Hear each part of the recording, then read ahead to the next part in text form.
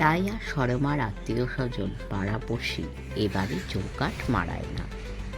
বাদে সরমার দাদা, দুঁদে পাকা আইনজ্ঞ পুরুষ, বলতে গেলে তাঁর হাতেই ঘুড়ির সুতো। লাটাইটা পাক দিয়ে দিয়ে যথেষ্ট সুতো ছেড়ে চলেছেন তিনি এই যাবৎ, মানে অনেক দিন যাবৎ। বাকি জনেরা ঘাড় তুলে ঘাড়ে ব্যথা ধরিয়ে ঊর্ধ্ব আকাশের দিকে তাকিয়ে আছে, দেখছে আশ্চর্য আর রণকৌশল।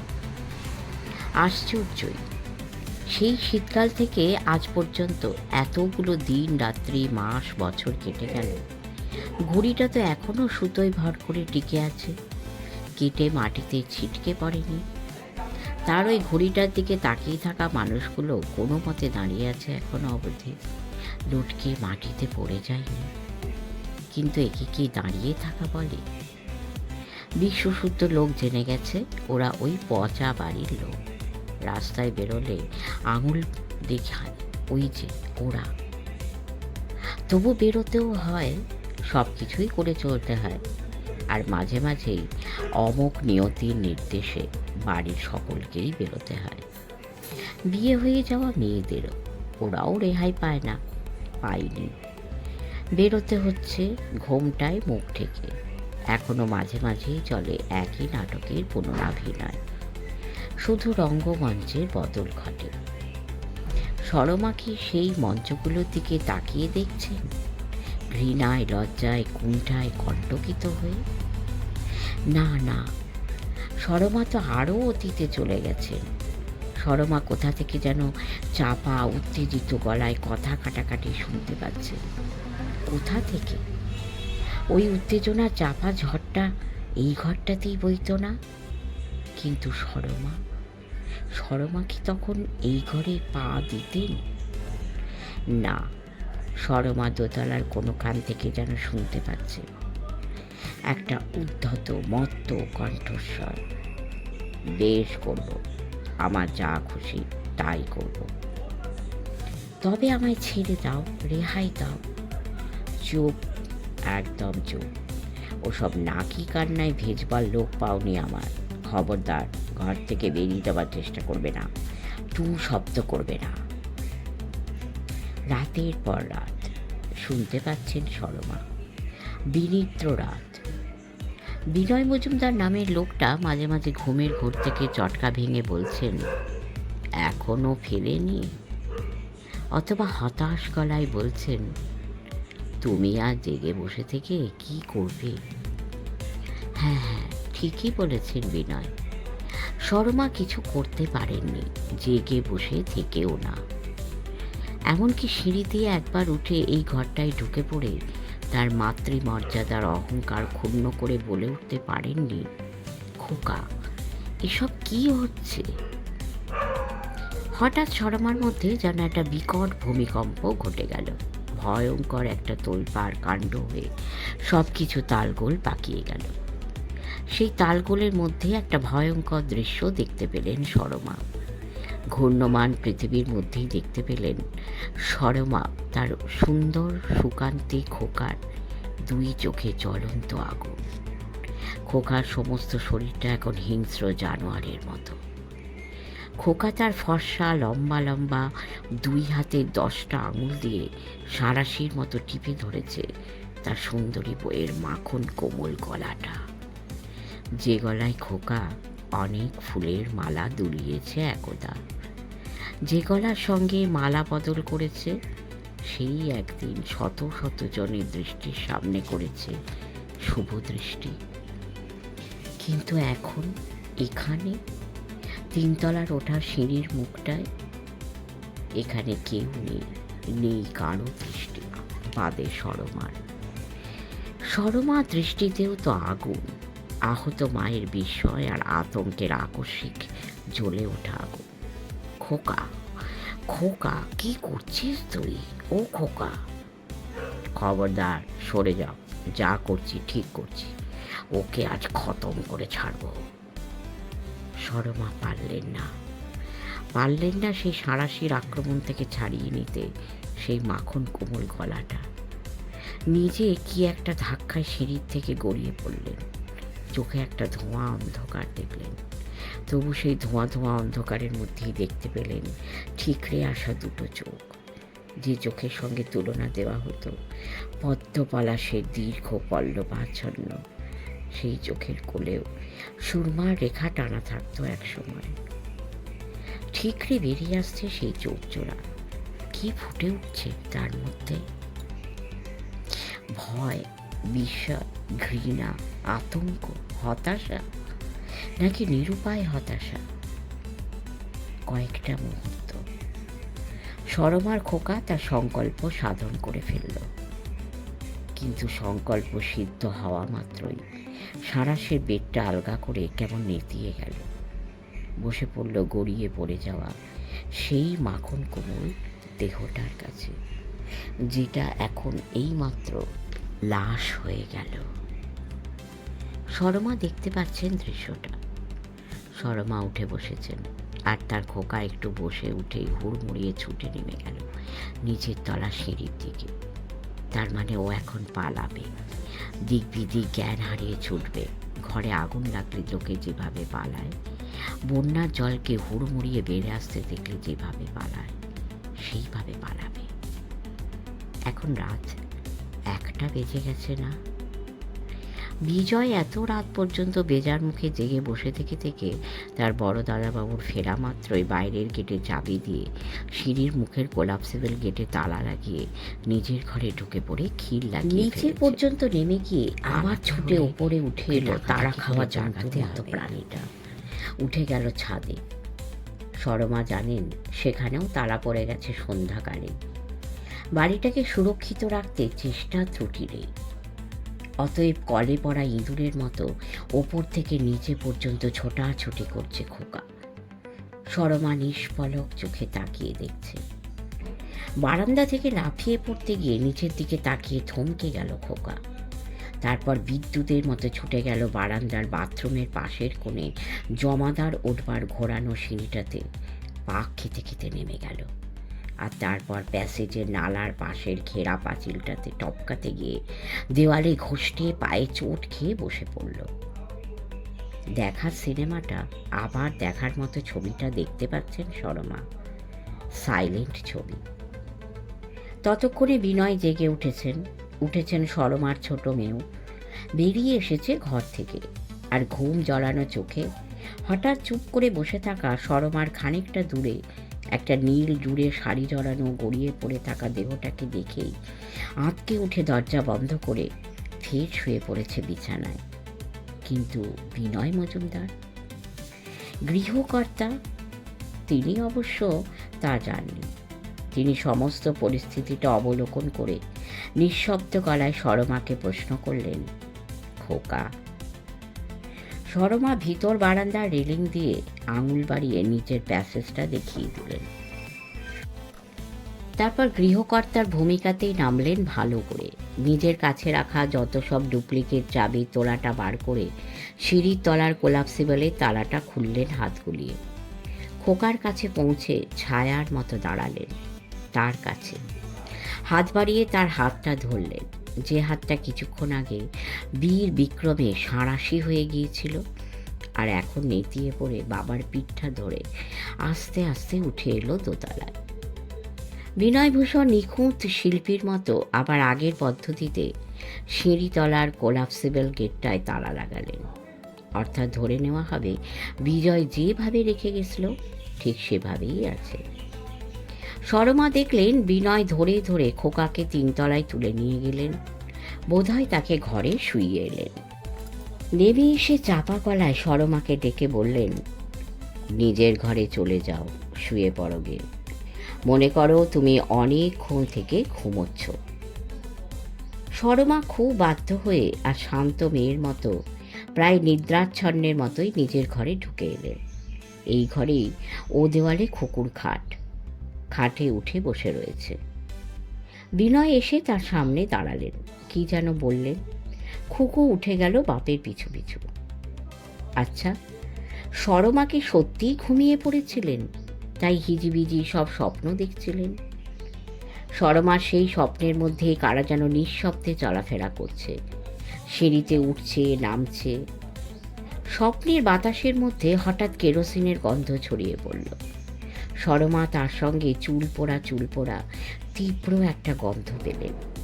সেই তীব্র গন্ধের ধাক্কায় সরমা আরও দুঃস্বপ্নের গভীরে গড়িয়ে পড়ে যেতে লাগলেন, তলিয়ে গেলেন ক্লেদাক্ত কটু গন্ধ বহা অন্ধকার একটা গহ্বরে। সরমা দেখতে পাচ্ছেন, সরমাকে কিন্তু সেই গহ্বরের মধ্যেও ছোটাছুটি করতে হচ্ছে। কত রকমের লোক, কত রকমের গাড়ি, কত অদ্ভুত অদ্ভুত সব কথাবার্তা, কি নির্লজ্জ অপমানের গ্লানি। আর তারই মধ্যে সরমাকে পাখি পড়ানোর মতো মুখস্থ করানো হচ্ছে। সেদিন সরমার মাথাটা খুব ধরেছিল। সরমা রাত 9টা বাজবার আগেই ঘুমের ওষুধ খেয়ে শুয়ে পড়েছিলেন। টের পাননি ছেলে কখন বাড়ি ফিরেছে এবং ছেলে বউতে ঝগড়া বচসা হয়েছে কিনা। তবে হ্যাঁ, সরমার বউটি খুব বেশি অভিমানী ছিল, সেটা সরমার জানা। শেখানো চলছিল সকলকেই। বাড়ির কর্তা কবুল করেছেন কত যেন রাত্রিরে একবার ছেলে বউয়ের চাপা গলা ঝগড়া মতো শুনেছিলেন। কান করেননি। ওদের দাম্পত্য কলহের ব্যাপার প্রায়ই তো হয়। আবার সকালবেলা হেসে হেসে কথা বলতে দেখা যায়। আর ছোট মেয়ে খুকু, তার সাপ জবাব। হঠাৎ ঘুম ভেঙে কেমন পোড়া পোড়া গন্ধ পেয়ে ঘর থেকে বেরিয়ে এসেছিলাম। বারান্দার ধারের বাথরুমের বন্ধ দরজার মধ্যে থেকে ধোঁয়া বেরোতে দেখে ভয় পেয়ে বাবা আর দাদাকে ডেকেছিলাম। তারপর তারা দরজা ধাক্কা মেরে ভেঙে ফেলে। রাত তখন কটা তা জানে না খুকু, হাতে তো আর ঘড়ি বেঁধে ঘুমোতে যায়নি। আর এহেন পরিস্থিতির সময় এমন মনে পড়েনি যে ঘড়িটা দেখে রাখা দরকার। আর বিজয় নামের সেই পুরাতন ভৃত্যটি, সেই বা কি করে জানবে রাত্রে কটা বেজে কত মিনিট? বড় দাদাবাবু তো আজকাল কোনোদিনই রাত 12টার আগে ফেরেন না। 3তলার ঘরে ওদের স্বামী স্ত্রীর মধ্যে ঝগড়া হয়েছিল কিনা সে কি করে জানবে? তবে বড় দাদাবাবু এ বউকে মাথার মুকুট করে রাখত, তা দেখেছে। কত আদর, কত সাজসজ্জা। সেই বউ অন্তর্ঘাতী হলো, কি তাজ্জব। কিন্তু বিজয়ের ছোট দাদাবাবুটি, তাকেই ক্লেদাক্ত পটভূমিতে দেখা যাচ্ছে না, যাবার কথা নয়। সে তার বন্ধুদের সঙ্গে দুর্গাপুরে গিয়েছিল কদিনের জন্যে। বন্ধুরা সাক্ষী আছে, ওখানকার 2-1 কেষ্টু বিষ্টু ব্যক্তি। সে ফিরেছে, নির্লিপ্তের ভূমিকাতেই আছে। অথচ তার জামাই বাবারা পরের ছেলে হয়েও বিনয় মজুমদারের সাহায্য সহায়তা করে চলেছে এই দীর্ঘদিন ধরে। কিন্তু ওই মজুমদার নামে লোকটার মধ্যে কি পিতৃমর্যাদা বলে কিছুই নেই? আছে শুধু পিতৃস্নেহ, অগাধ অনন্ত অন্ধ পিতৃস্নেহ। তাই সেই লক্ষ্মী ছাড়া মাতাল খুনি ছেলেটাকে বাঁচাবার জন্য এ কোট থেকে সে কোট, ও কোট থেকে সে কোট ছোটাছুটি করে চলেছেন। কেস সাজালেই কি সাজানো গোছানো থাকে? ময়না তদন্ত নামের একটা শত্রু আছে না, যে কি সাজানো কেস লণ্ডভণ্ড করে দিতে পারে? তবু আশা, তবু আবার নূতন উদ্যমে লড়তে নামা। সরমার দাদা তার ভগ্নিপতিকে আশ্বাস দিয়েছেন, হাইকোর্টের রায়ে ভেঙে পড়ার কিছু নেই। সুপ্রিম কোর্টের রায়ে আকাশ পাতাল বদল হয়ে যেতে পারে। পাশার দান একদম উল্টে যেতে পারে।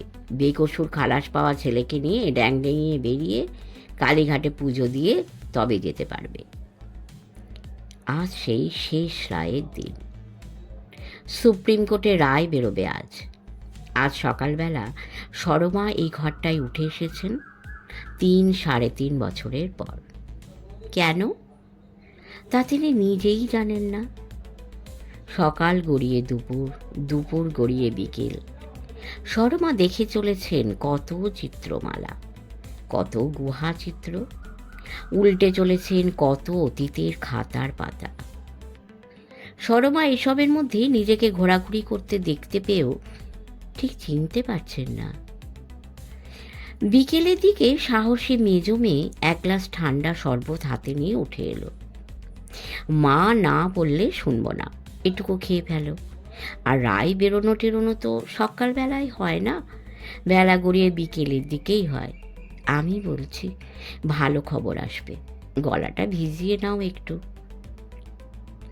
মা মেয়ের মুখের দিকে তাকাননি, হাত নেড়ে সরে যেতে বলেছেন, প্রায় মাছি ওড়ানোর ভঙ্গিতে।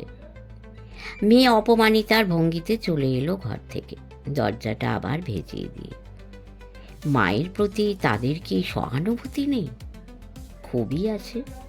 এই যে এই দীর্ঘকাল ধরে নিজেদের সংসারে কত অসুবিধে ঘটিয়ে ছেলে মেয়েদের বাদ দিয়ে আসছে যাচ্ছে, কোর্টে ডাক পড়লে তাও যাচ্ছে, এবং রায় বেরোবার দিনটায় সকল কর্ম ফেলে মাকে আগলাতে আসছে, এই নিয়ে তিনবার হলো।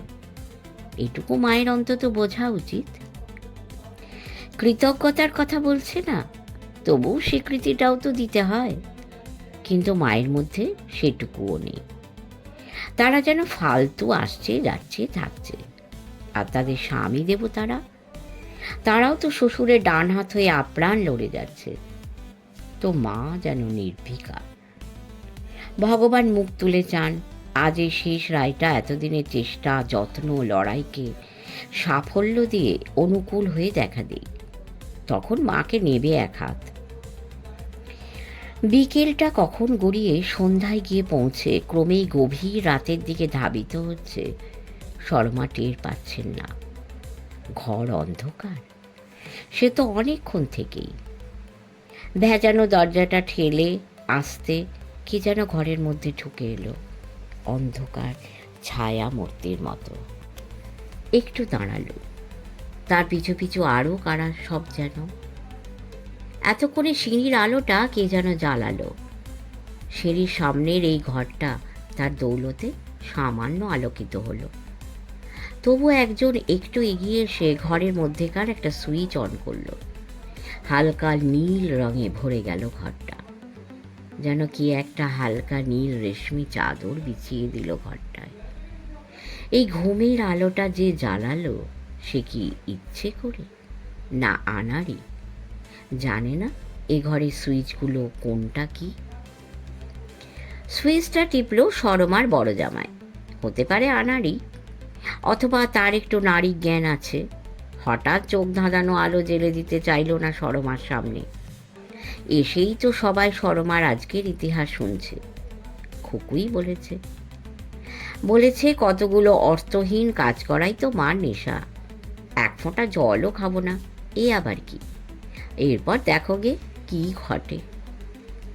কি ঘটে দেখবার জন্য সকলেই উঠে এসেছে এ ঘরে। সরমার স্বামী আর দাদা, দুই জামাই আর তিন মেয়ে। কিন্তু সরমার ছোট ছেলে, যে এদের সঙ্গে রায় বেরোনো শুনতে যায়নি, বাড়িতেই আছে কিনা কে জানে। বোনেরা যখন দুপুরে কোনো মতে একটু খাওয়া সেরে নিয়েছে, তখন তার খোঁজ করেছিল, বাড়ি ছিল না। এরা খাবে না কেন? ভেঙে পড়বার কারণ তো ঘটেনি এখনো। আশা নিরাশার দোলাচলে দুলছে। মামা বলে গেছেন, দেখিস ভগবান মুখ তুলে চাইবেনি। আমার মন বলছে, পরিস্থিতিও তাই বলছে। কিন্তু এখন বাড়ি ফিরেছেন শ্মশানে স্তব্ধতা নিয়ে, আর সেই স্তব্ধতা নিয়েই উঠে এসেছেন আর এক মহা শ্মশানের স্তব্ধতার কাছে।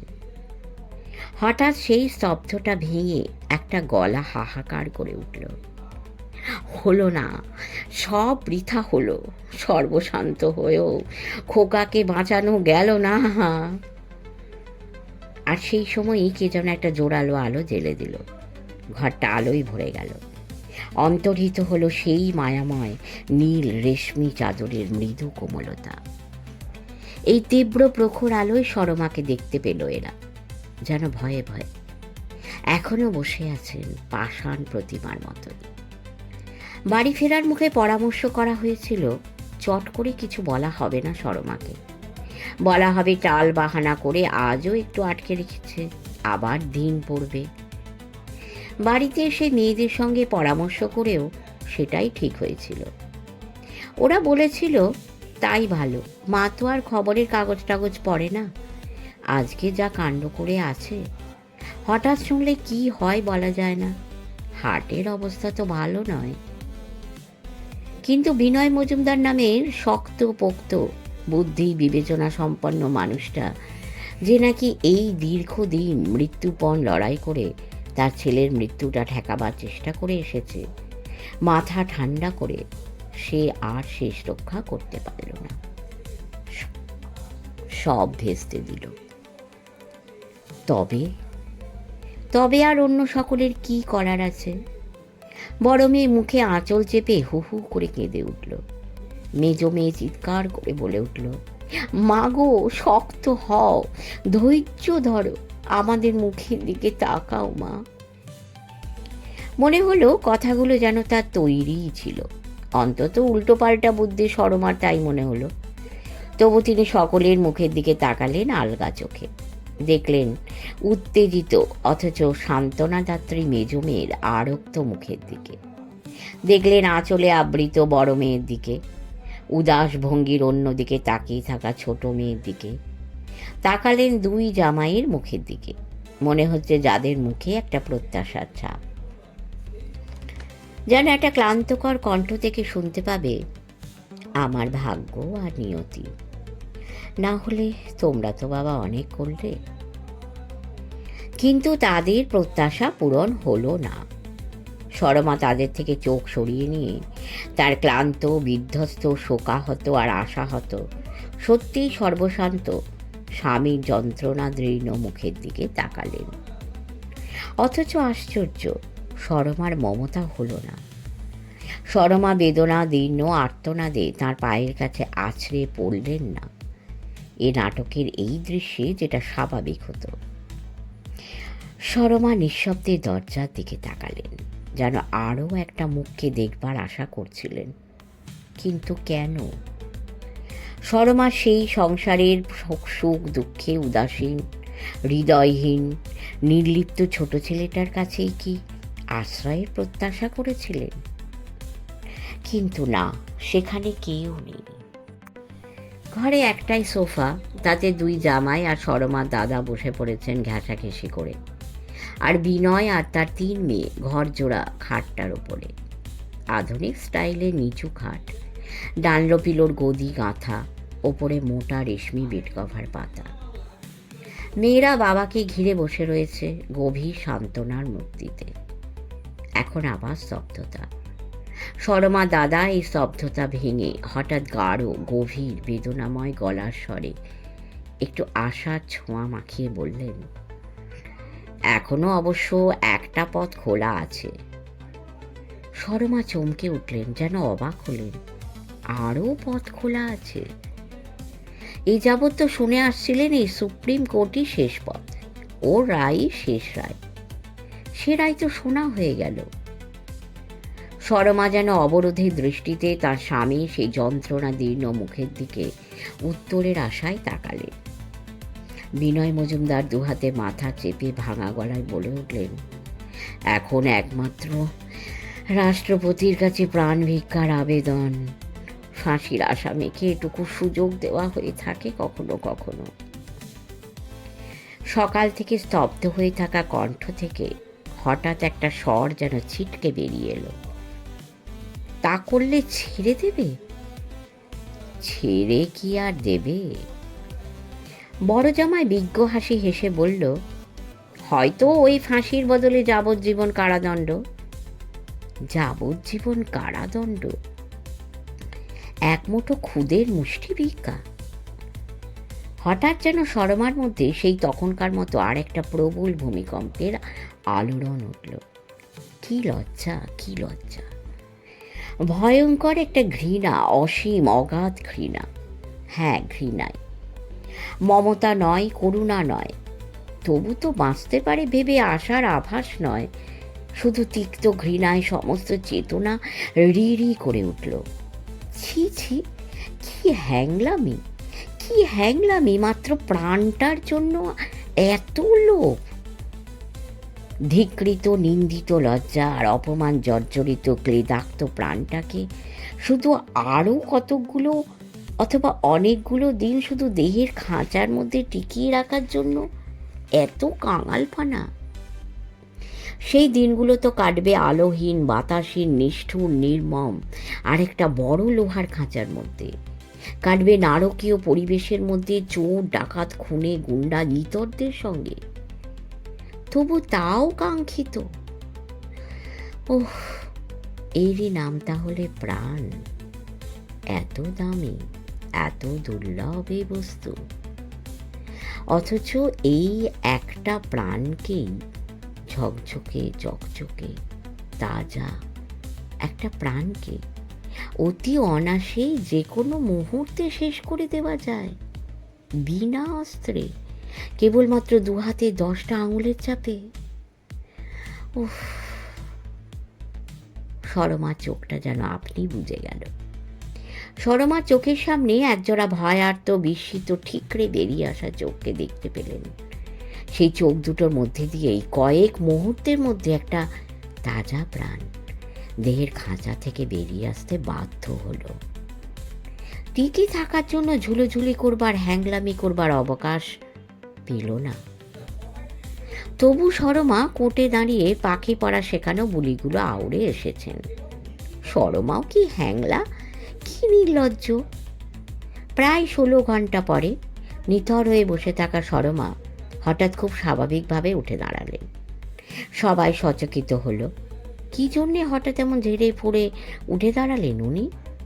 উনি কি তবে সেই প্রাণ ভিক্ষার আবেদনটা বিশ্বাস করলেন না? উনি কি উঠে গিয়ে হঠাৎ 3 তলার বারান্দা থেকে ঝাঁপিয়ে পড়বেন? এতদিনকার আশায় বুক বাঁধা মাতৃর হৃদয় হতাশ হয়ে কি করতে না পারে? সবাই সতর্ক চোখে তাকালো। কোন দিকে যেতে চলেছেন এখন উনি? কিন্তু না, কোনো দিকেই না। খুব সহজ আর স্বাভাবিকভাবে বলে উঠলেন সরমা, চলো সবাই নিচের তলায় চলো। তোমাদের তো এখনো চাটা পর্যন্ত খাওয়া হয়নি। দুপুরে বোধহয় ভাতও জোটেনি। খুকু আয়। আতিথ্যের দায়িত্বটা তো তাঁর আর খুকুরই। শেষ করলাম একটি মর্মস্পর্শী গল্প, আশাপূর্ণা দেবীর লেখা। আশা করি আপনাদের ভালো লেগেছে। কমেন্ট করবেন, লাইক করবেন, শেয়ার করবেন, সাবস্ক্রাইব করে আমাদের পাশে থাকবেন। পরম করুণাময় কৃপায় সকলে ভালো থাকবেন। নমস্কার।